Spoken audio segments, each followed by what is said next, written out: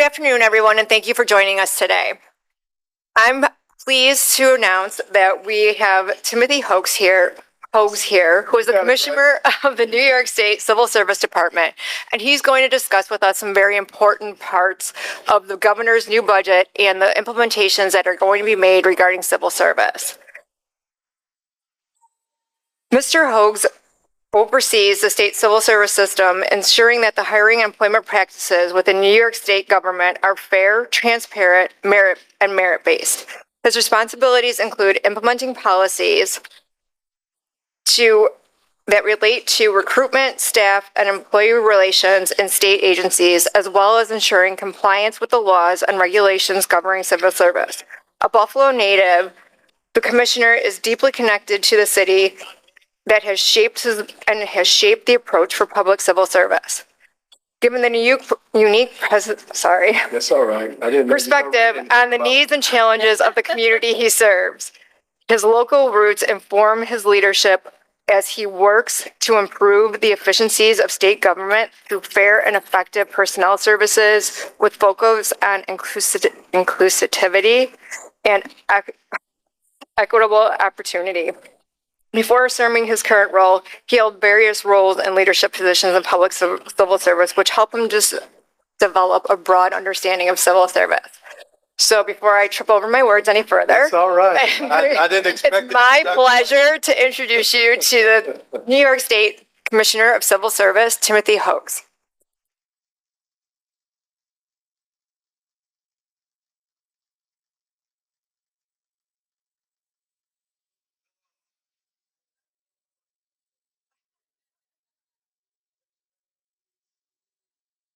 Oh boy. So good afternoon and thank you for hanging out with us today. As mentioned, Tim Hogues, public servant, Buffalo born and raised, and I am still reeling over Sunday. Can we have a moment's silence? All right, thank you to those Bills fans out there. Say it again? Great humor. Yeah. Oh, it still hurts. It's too soon to mention that. Yeah, it is. And so I have the wonderful privilege and honor of, like I said, being a public servant and being the commissioner of New York State Civil Service. So, Mayor Kate, thank you so much. And I didn't know you were going to read something about me. So, I usually say, don't read it. Just let me come up and we'll do our thing. Yeah. All that stuff. Yeah. No. You don't have to, right? I'm under oath. You no longer have to do that for anyone else. Here, all approve? Aye. Nay. All right. Motion is carried. Next item. Yeah, I love to have fun.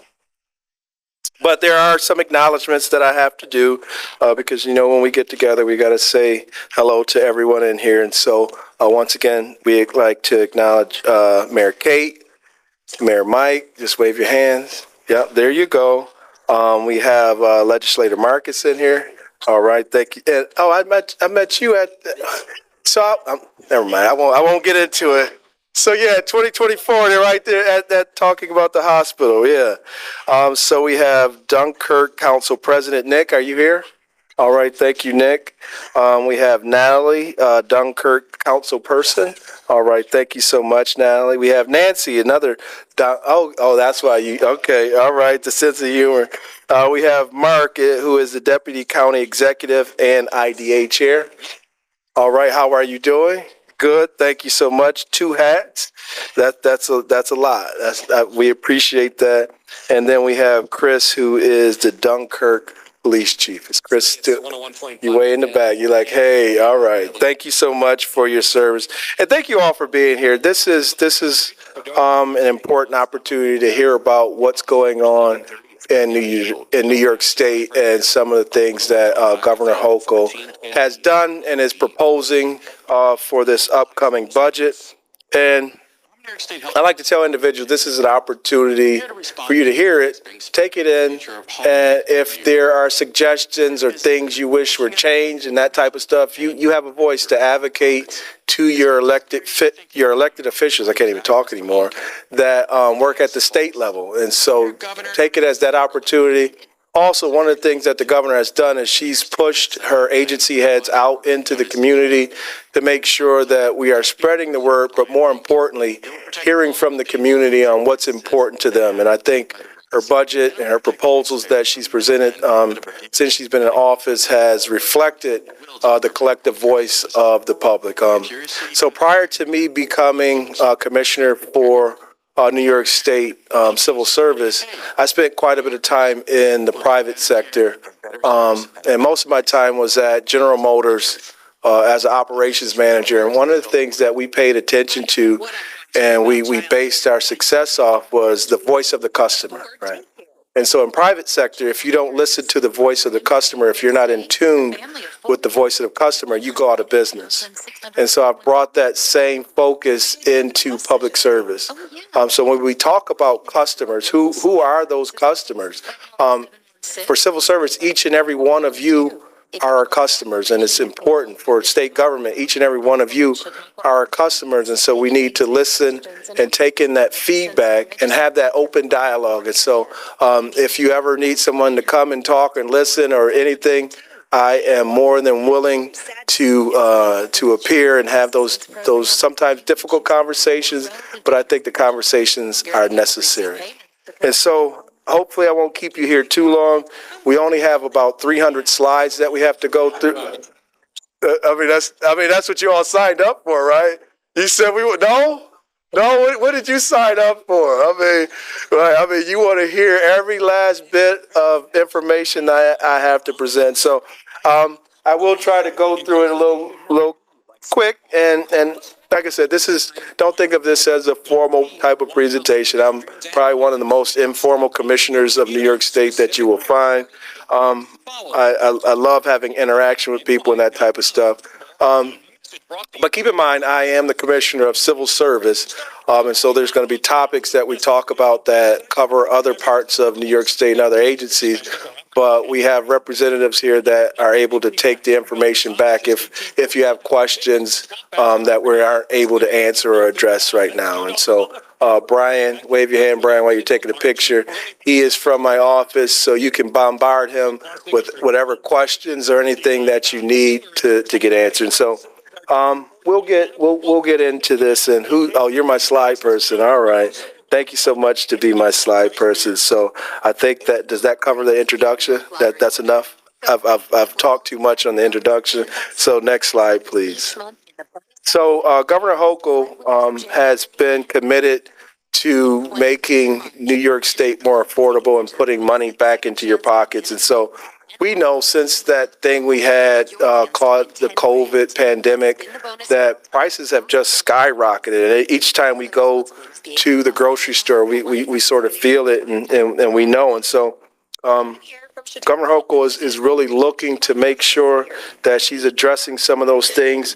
And in her 2025 agenda, it's really centered around making life more affordable for New Yorkers and putting, like I said, money directly back into your pockets. And so there's been initiatives that she's fought for and accomplished, from lowering taxes to delivering rebate checks directly to New York families and enacting bold policies to driving down the cost of childcare and housing and energy. Governor Hochul continues to fight for New York families.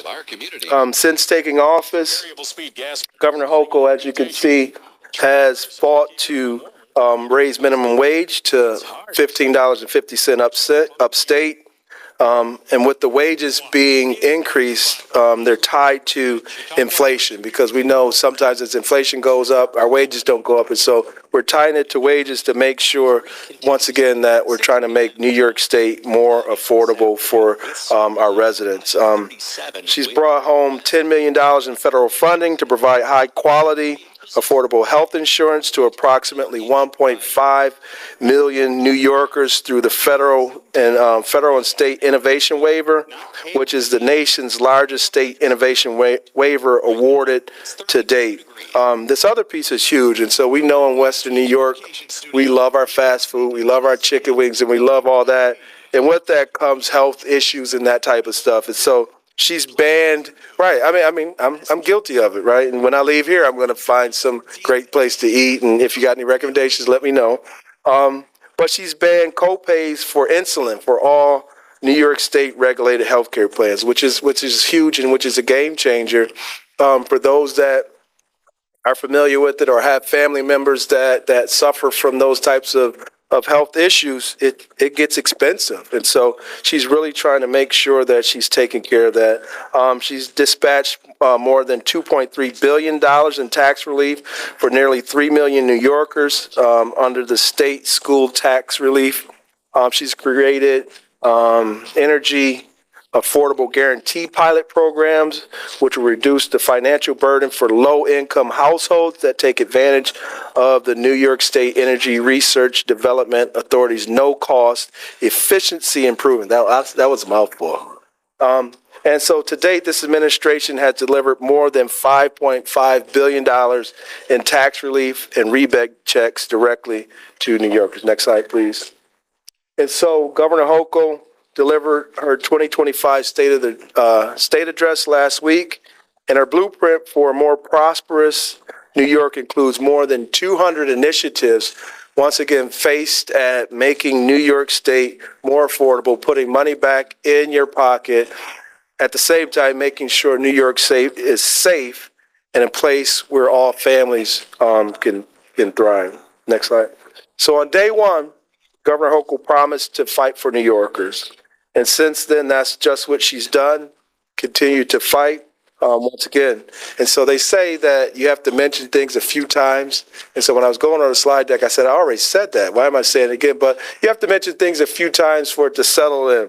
So once again, she's raised minimum wage, which is indexed to inflation, secured over $600 million in extra payments for families receiving New York's child tax credit. And she continues to expand New York State's child tax credit to cover kids and children under the age of 4, which once again is a game changer.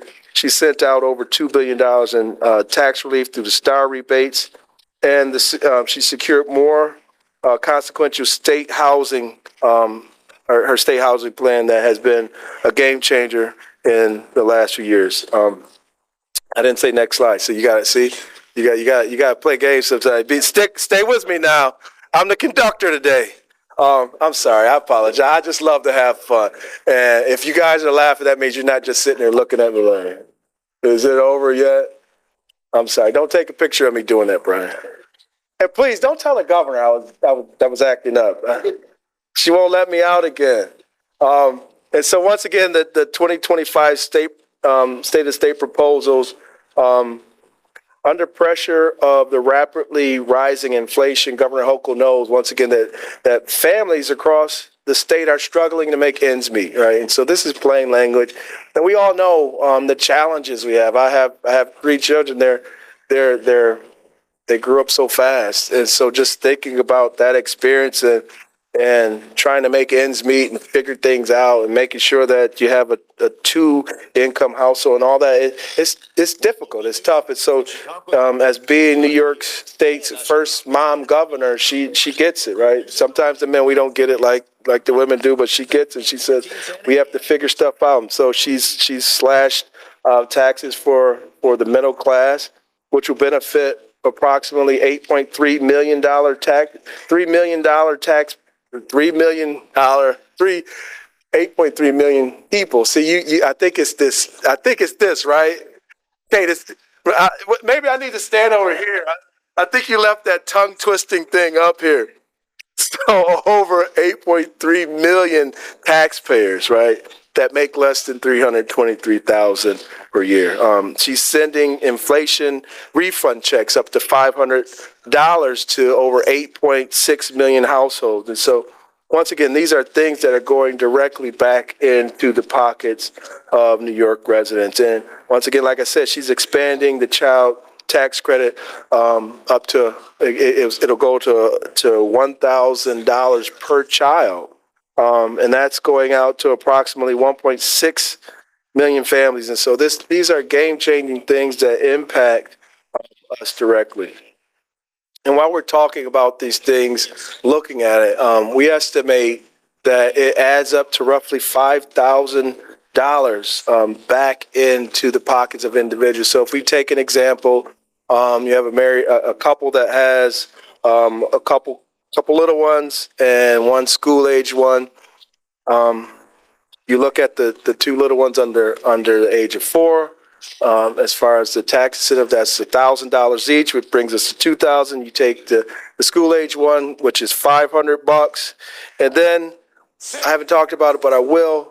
She's talking about making breakfast and lunch for schools free, right, for kids. And I know I had a bad experience.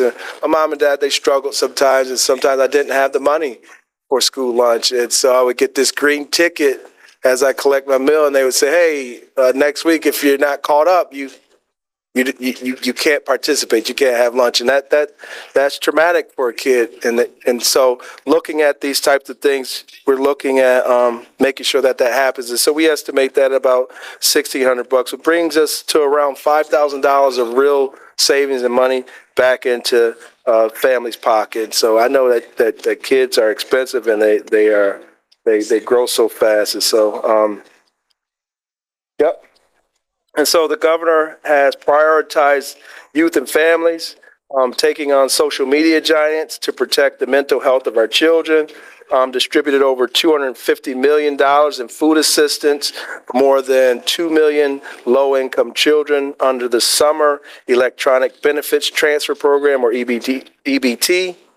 She's pioneered a nation-leading, and this is huge, paid parental leave policy that gives workers the ability to take paid leave for any pregnancy-related medical appointments and procedures, right? And so that's huge. If you think about, and this disproportionately used to impact women, and so they would have to figure it out. Do I miss work, not get paid?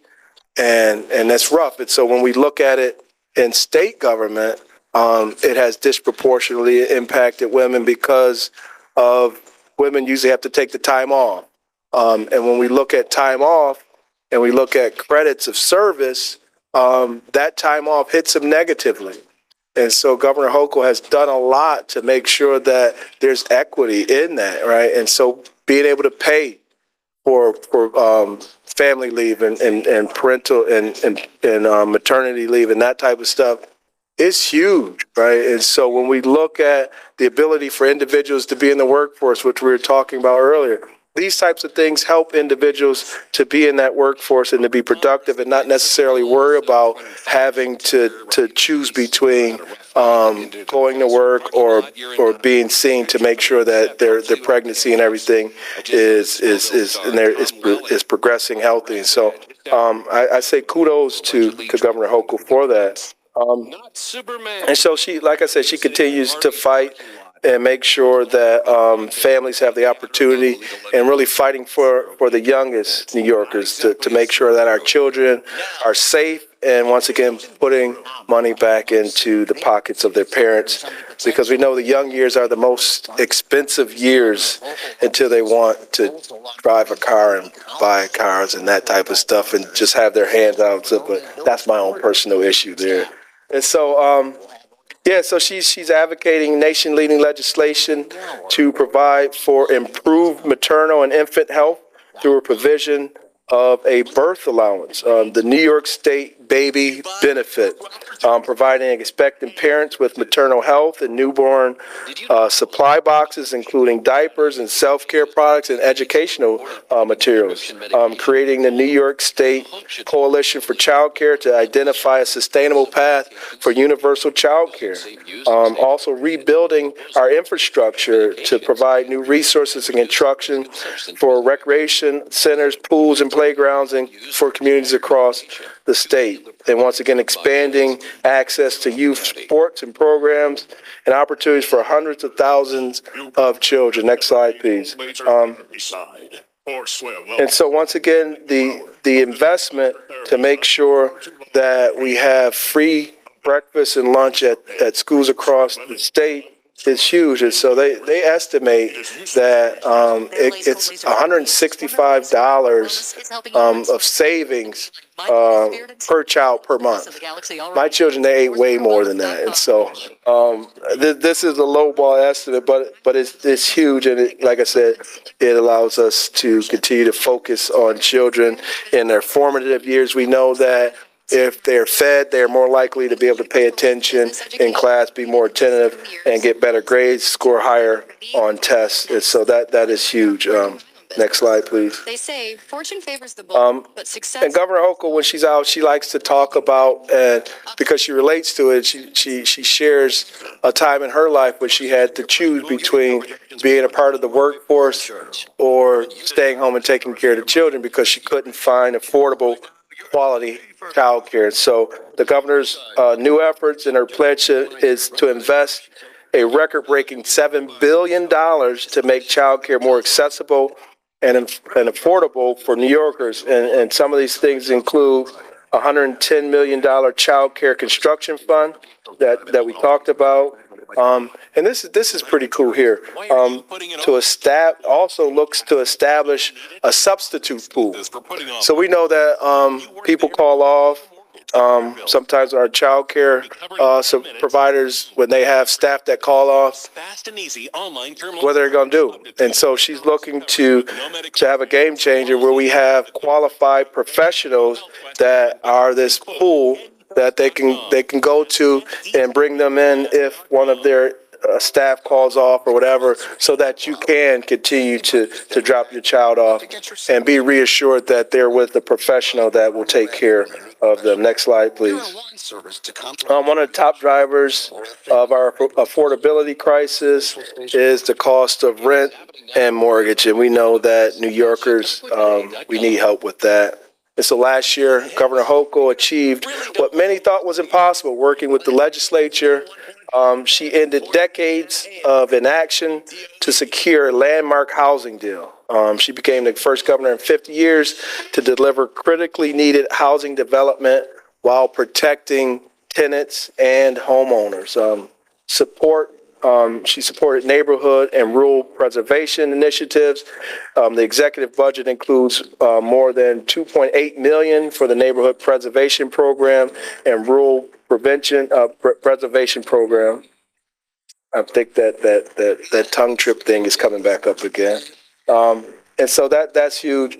And she also wants to support rural tenants. And so the executive budget provides rental assistance through the Rural Rental Assistance Program for 950 units of low-income housing for rural tenants right here in Western New York. Next slide, please. As Governor Hochul always says, we owe an enormous debt to our first responders who put on the uniform each and every day and serve the communities that they love. And these new initiatives aim to increase the number of first responders serving our communities and supporters to help support them and make them available. And so among these, we're going to enter into my world of civil service a little bit, but we know that we have outdated requirements that limit public safety agencies' ability to attract and retain qualified candidates, and excluding we exclude a lot of individuals that have a wealth of experience, and so it causes it impacts our staffing shortages. And so to address this, Governor Hochul is looking to modernize occupational standards to expand pathways to qualified individuals. This includes raising the New York State Police retirement age to 63, which some people say, I don't know, but we'll see what that does. But here's the real game changer, removing the maximum age requirement. So limiting, which limit limited individuals to be 35 years or younger. And so we're removing that, right? That's the proposal, because we know that individuals are seeking opportunities for careers in law enforcement. And so she's doing away with that. And we believe that will help with the recruitment and retention of individuals looking to come into a law enforcement career. And so that, like I said, that is huge. Next slide, please. And so she also knows that New Yorkers deserve a government that is efficient and proactive and delivers for them. So Governor Hochul has made modernizing and improving state operations a signature focus of her tenure in government. So recognize the importance of customer-focused government. Governor Hochul has streamlined services to improve the experience of residents across the state by closing the gaps, reducing the time burden for New Yorkers, and improving operational efficiencies and enhancing online services so that they are more user-friendly and more efficient. So we all know that sometimes we go to government websites and that type of stuff, and we just throw our hands up in the air because it's just almost impossible to navigate, and you have to click too many times. So she has really pushed to make sure that we are taking advantage of technology and that type of stuff to make sure that your experience is one that you can get to what you need to find and then have that interaction that you need. So if you come across stuff that isn't working for you, please, you can reach out to Brian. Not me, but Brian. I'm just joking. But no, but reach out, let us know, because that's the way we know what's happening, what's working, and what's not working. And so there's some other initiatives. I was talking with the mayors earlier about civil service and the access and the entry to that. And we know that civil service, for those of you that are familiar with it, is ancient and archaic. It was in New York State. It was established in 1883, and there haven't been many major changes to it. And so one of the things that we hear from the public on a constant basis is it just takes too darn long.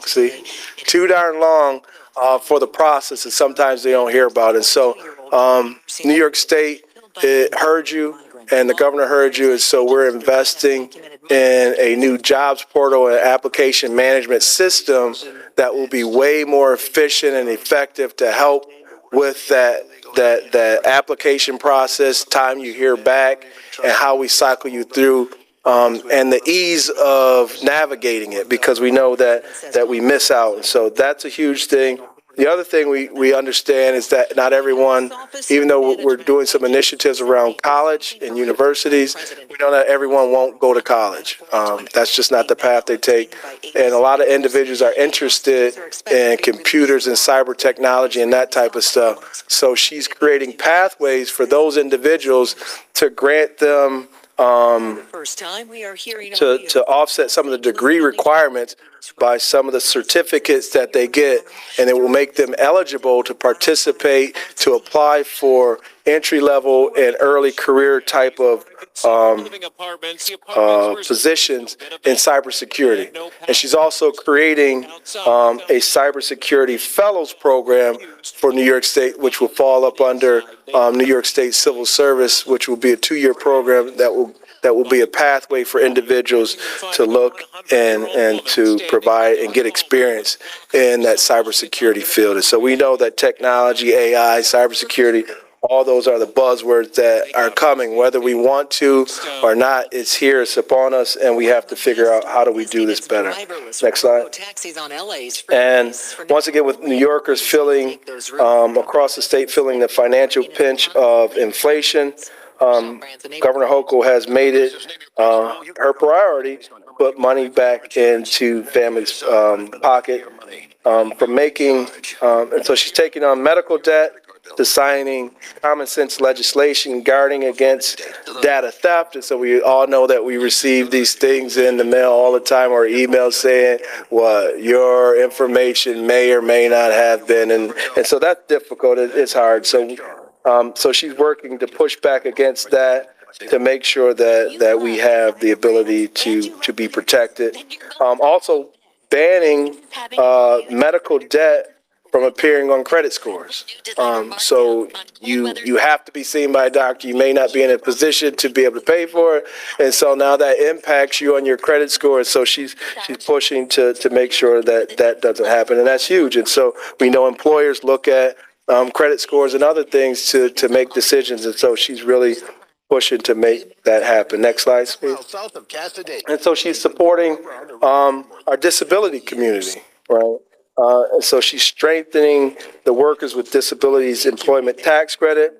So that tax credit supports businesses who hire people with disabilities by making it easier to implement reasonable accommodations for workers with disabilities. Governor Hochul will more than double the maximum tax credit from $2,100 to $5,000 and simplify the process to increase the number of businesses successfully welcoming individuals with disabilities. So that's huge. We want everybody to have the opportunity. Next slide, please. She wants everybody to have the opportunity for equal employment opportunities. And so this is another thing that Governor Hochul has fought for, and we see the commercials, but it's really impacting New Yorkers and people across all walks of life. And so increasing the availability of life-saving obesity medications. And so we know being obese leads to other medical issues.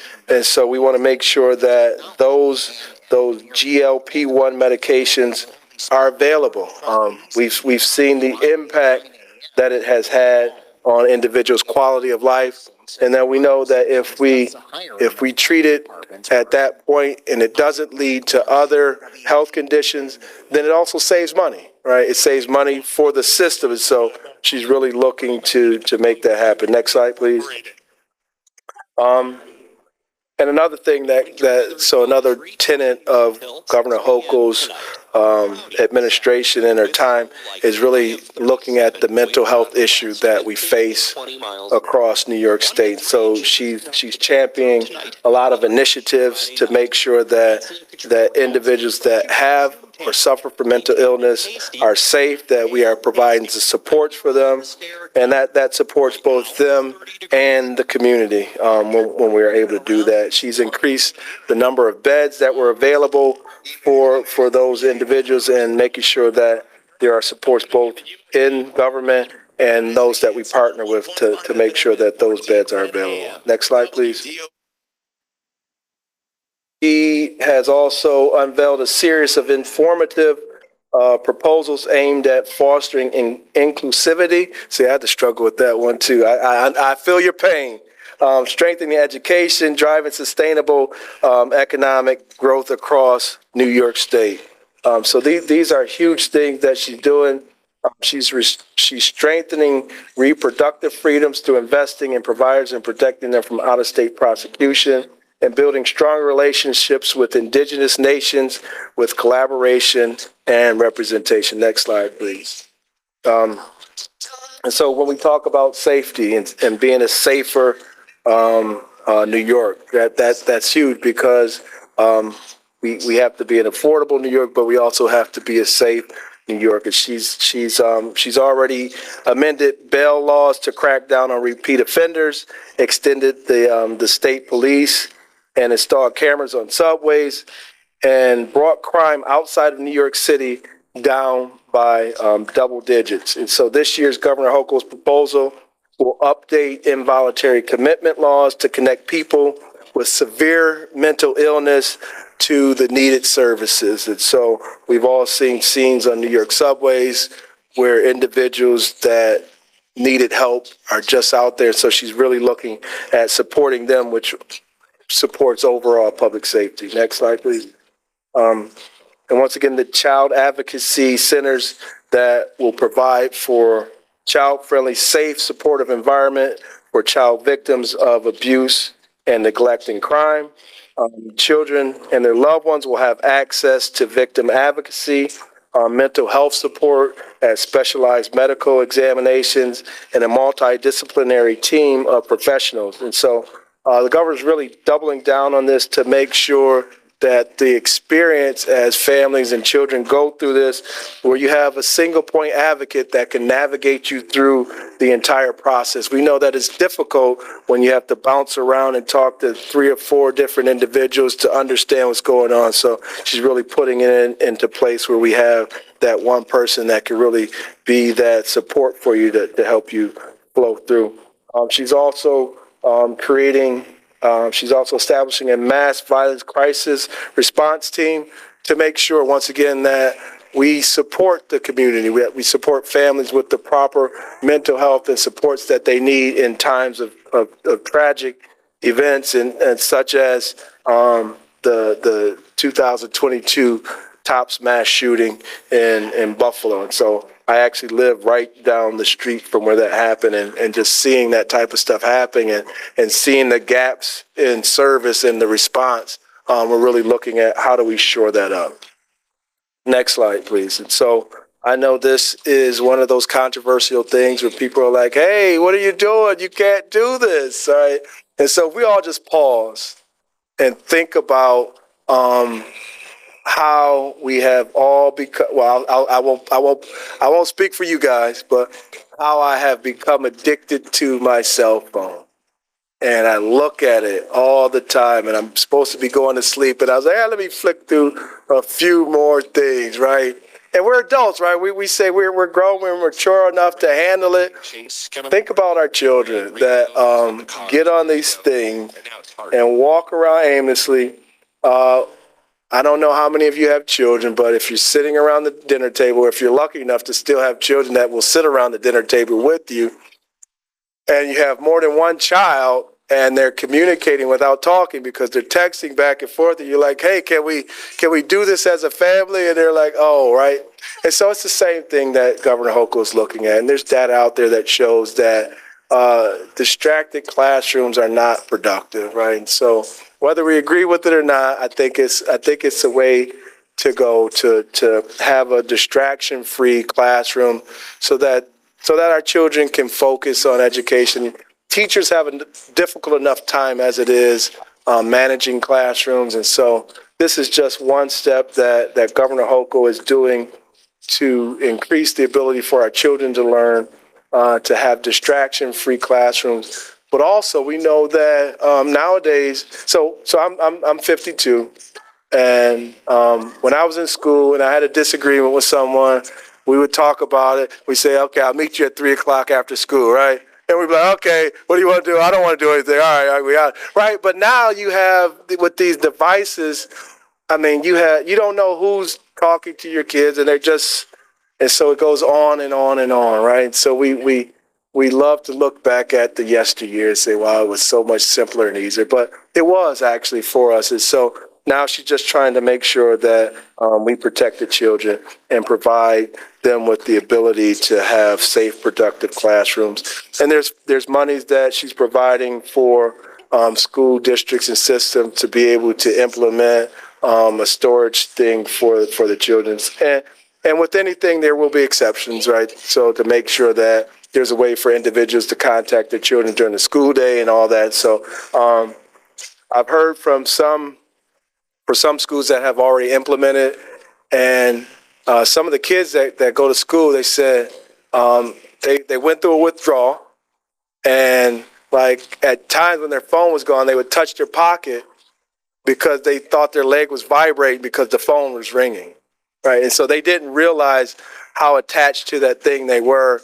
And they said after a while, it was just like, it's not there, right? And so think about it when we had these things like that used to go like this. Some of you might not remember that, right?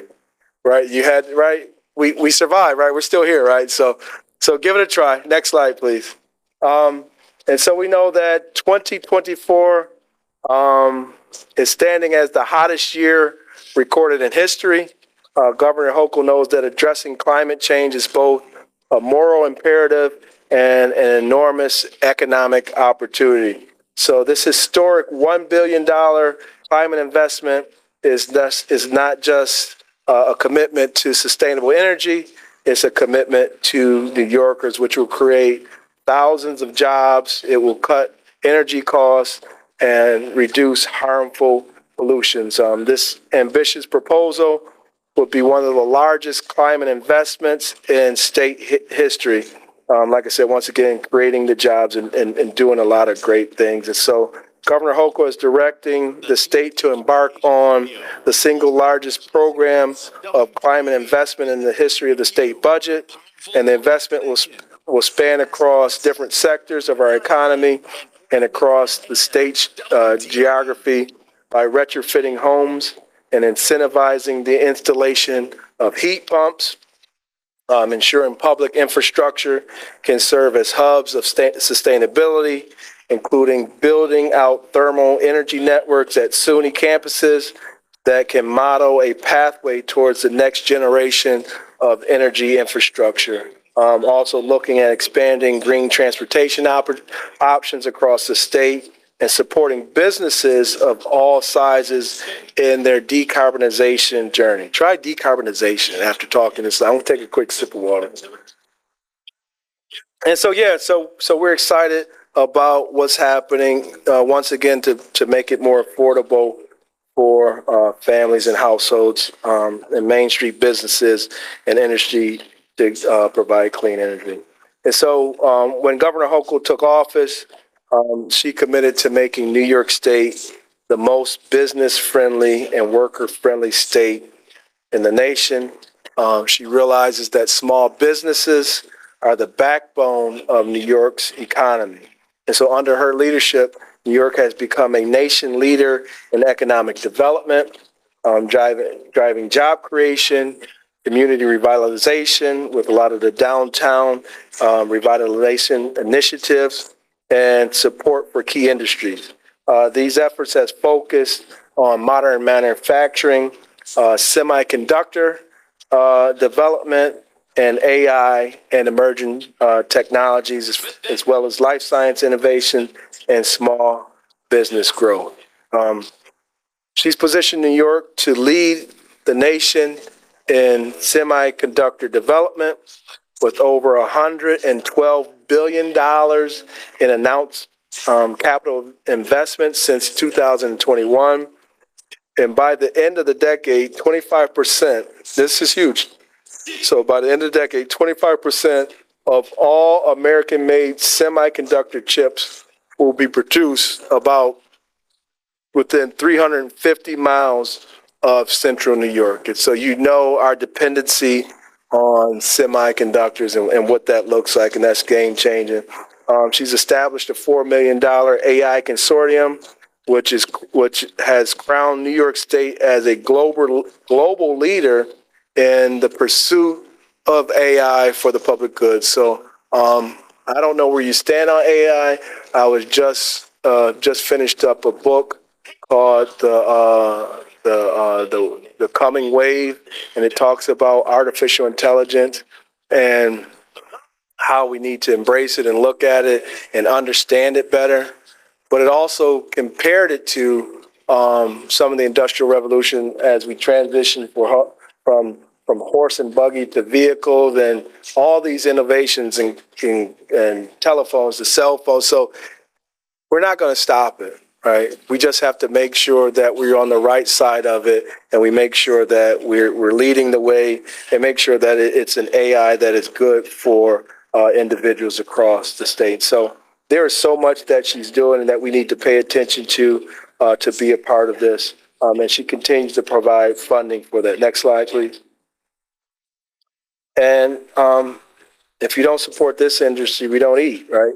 And so Governor Hochul has always said that New York's agricultural industry is a critical part of our economy. And she continues to invest in our farms, in our youth, and our future to make sure that New York remains a vibrant and competitive workforce in agriculture for generations to come.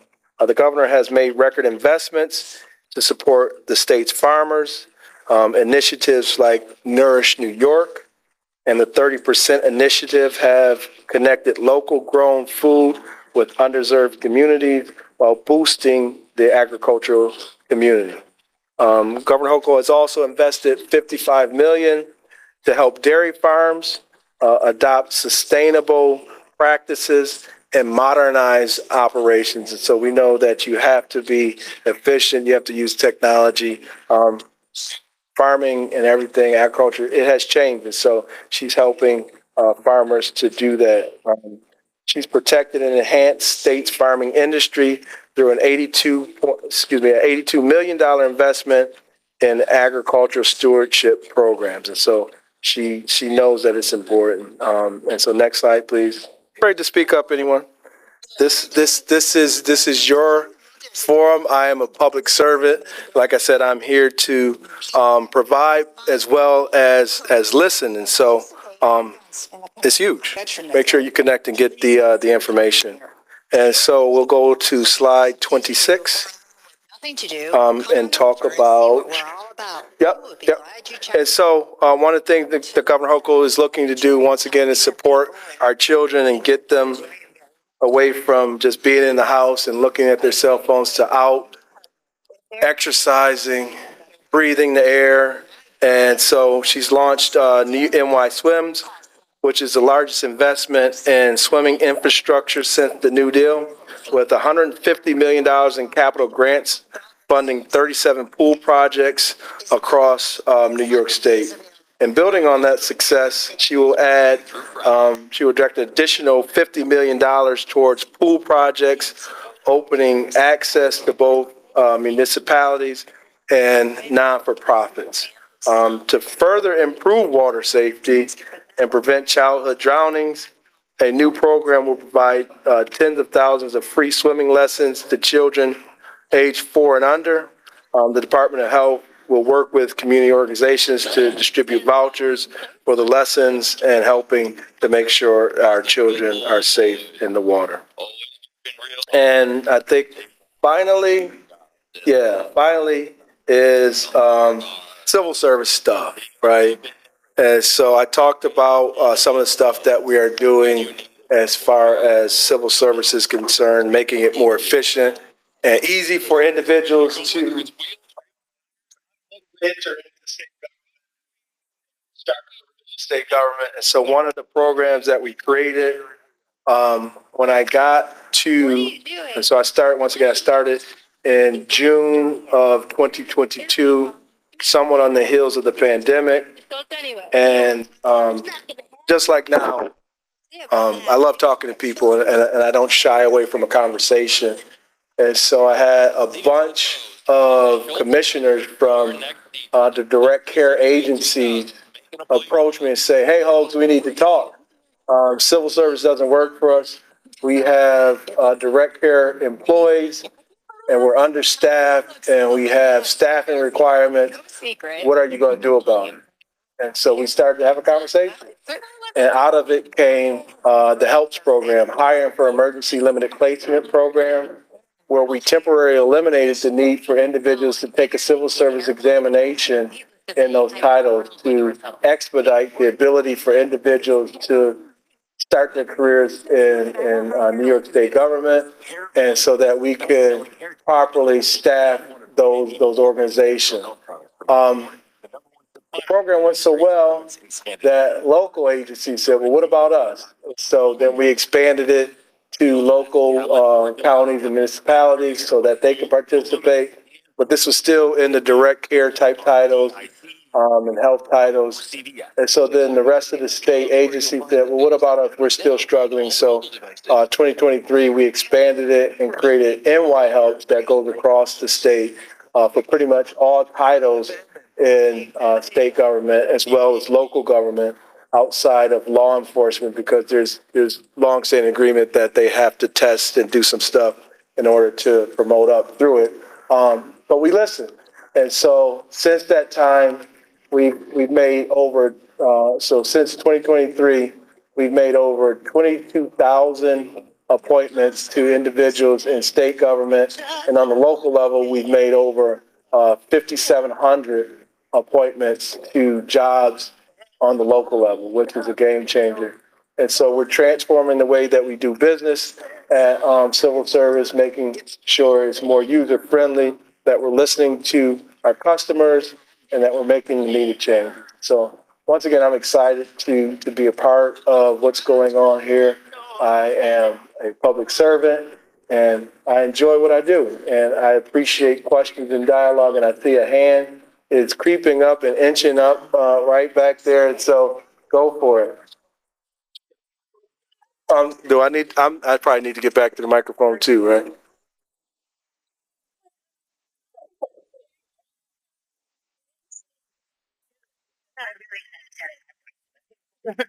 Thank you for your presentation. Thank you for your presentation. Is it on? Hello? I don't even.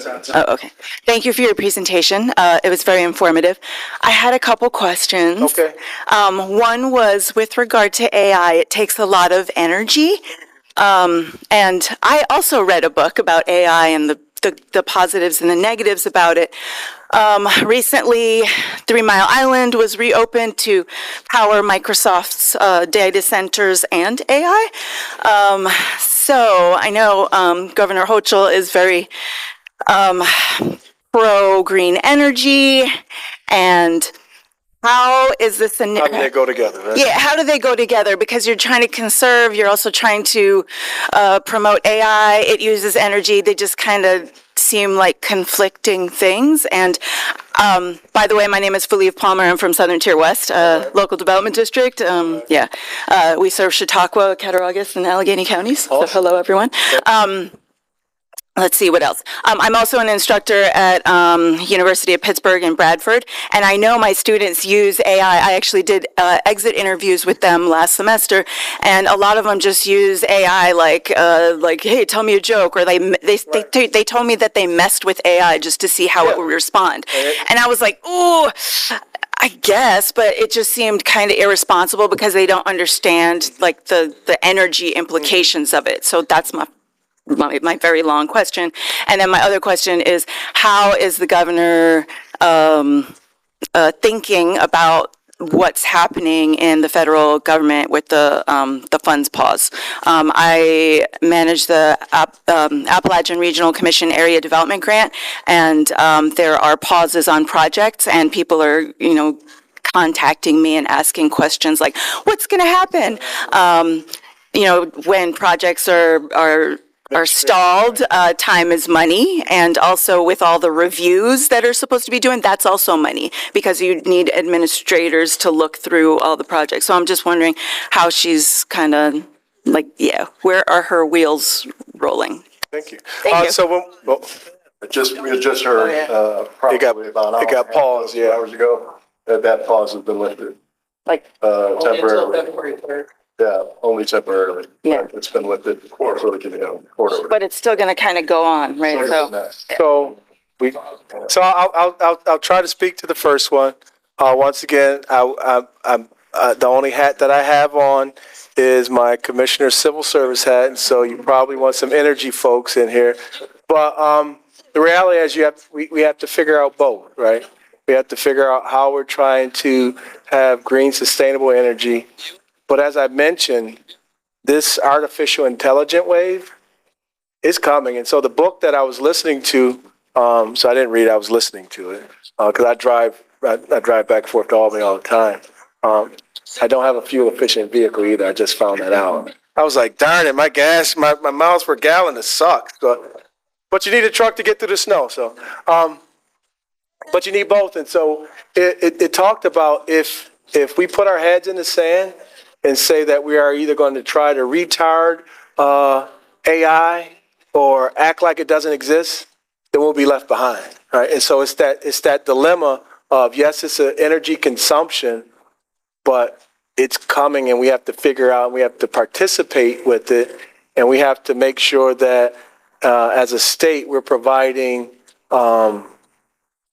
safe artificial intelligent options and guidance and that type of stuff. And so that was the mindset behind building this hub in the SUNY campuses to really harness it and look at it, because it's almost scary. And this is Tim Hogues talking. This isn't the commissioner. It's almost scary when you look at it and think about how fast AI is growing. And the book talked about these LLMs, large language systems, and how they double and quadruple in just 100 times the capability just in short spurts. And so it's important for us to understand what's going on with that. And like I said, educate ourselves and try to be at the forefront of it. And yes, it consumes energy, but probably AI will try to figure out how not to consume energy, right? I mean, they're talking about popping stuff in and it'll spit out stuff. And so, yeah, so we have to educate our children and everything on what that looks like.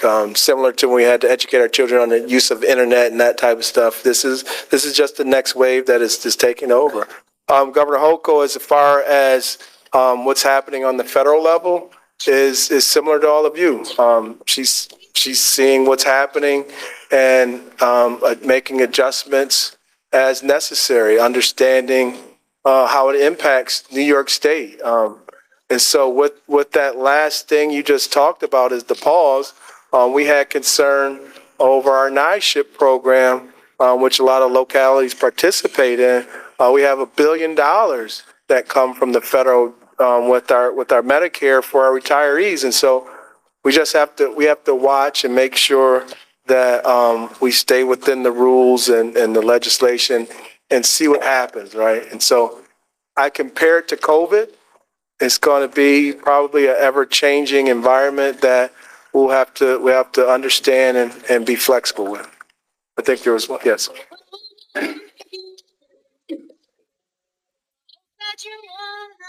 I want to preface my comments by saying I am an elected Democratic Chautauqua County legislator.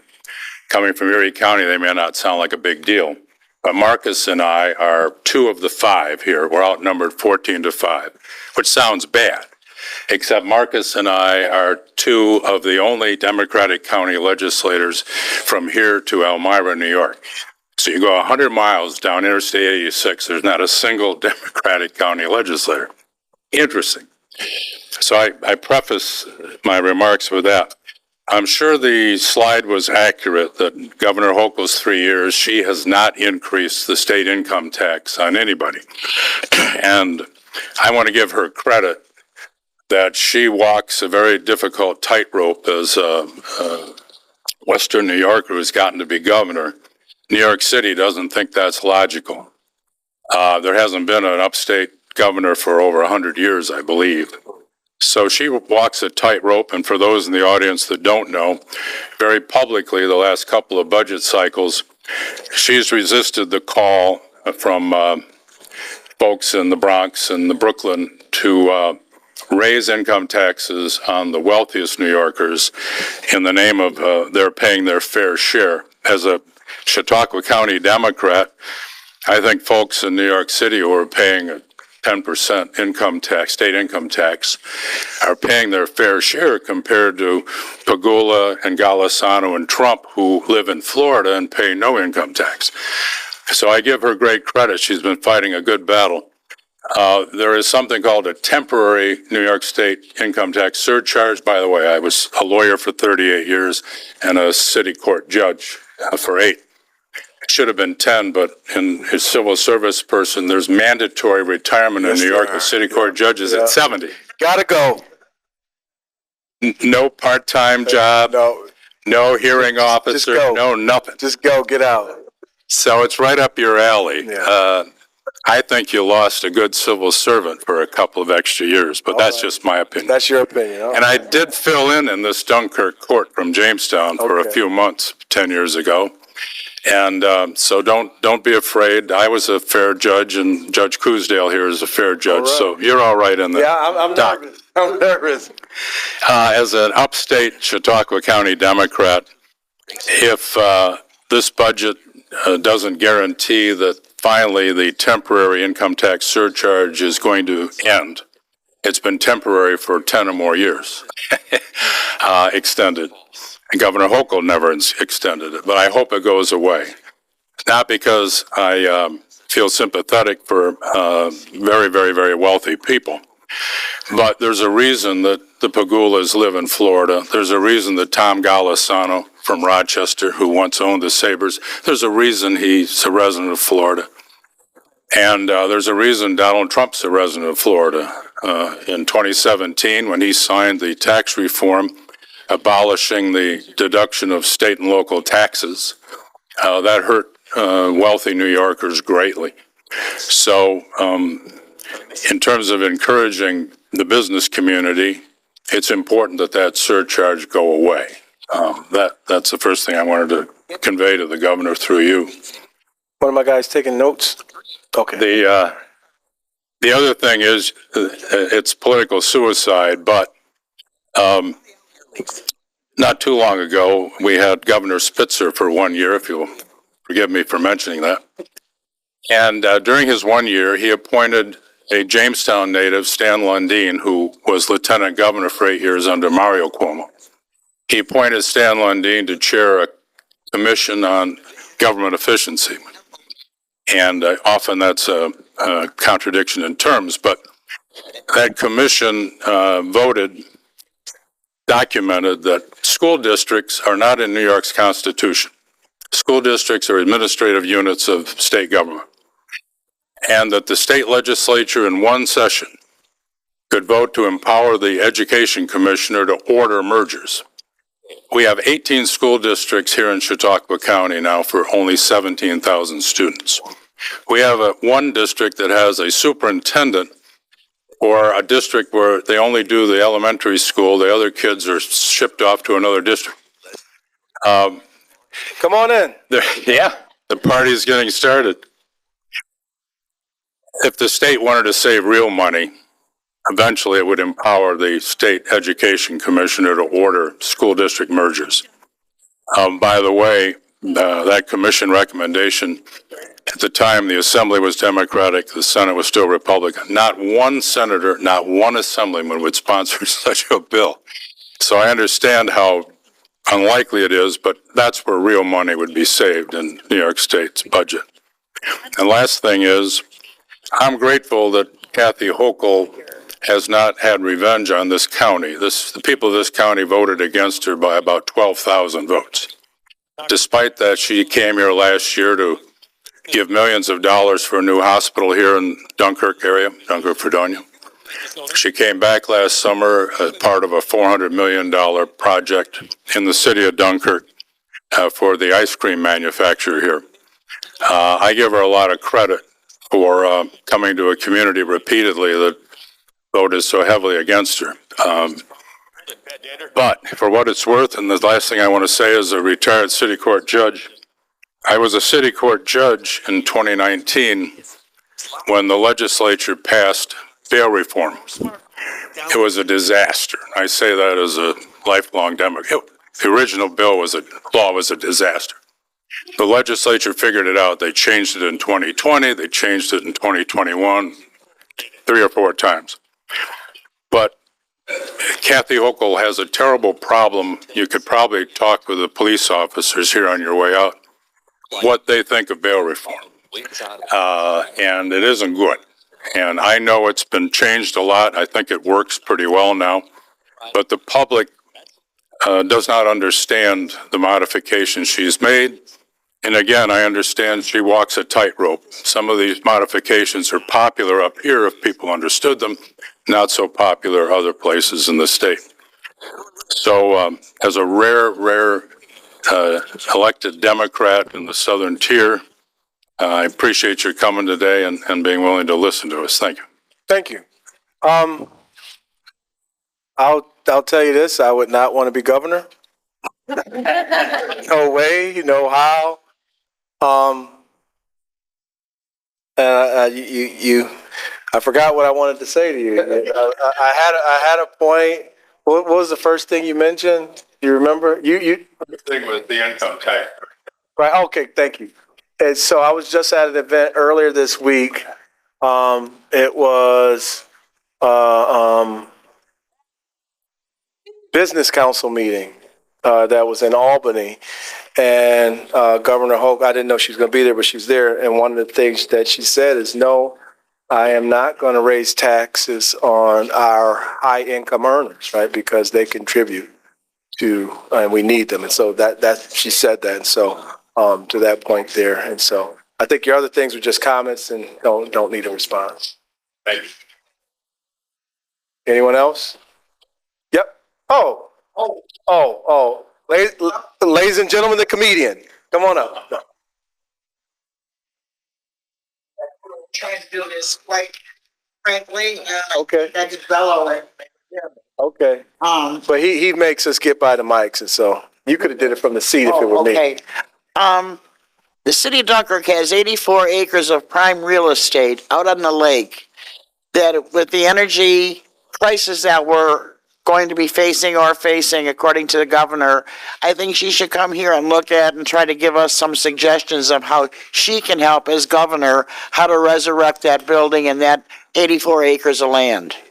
That's my opinion on that. That would help a lot in Chautauqua County and other counties around us. Okay. Second of all, when you went on to the playgrounds and everything, and I know from you being in Buffalo for as many years, we're having a great demand for lifeguards. Mm-hmm. And if there could be some kind of a program that the governor might be able to set up an incentive thing for school districts or the city itself to make it feasible for the high school students to take a test, the courses, and do the test. Mm-hmm. I mean, they have to be a 16 to do it, but from then on, they could take that with the rest of their life if they pursue a college career or whatever, going to college. Right. But if we could get some more added monies to help the students pay for that. Thank you.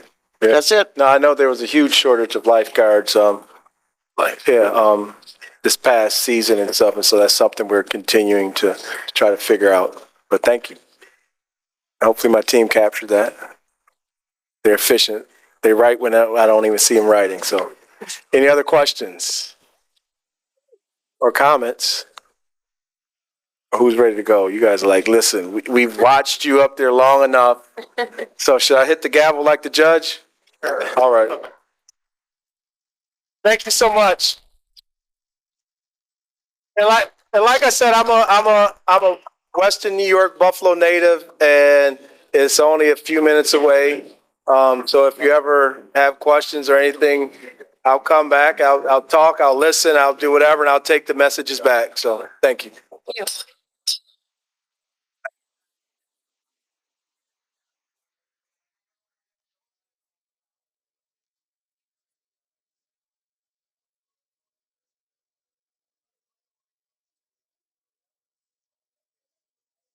Well, how are you?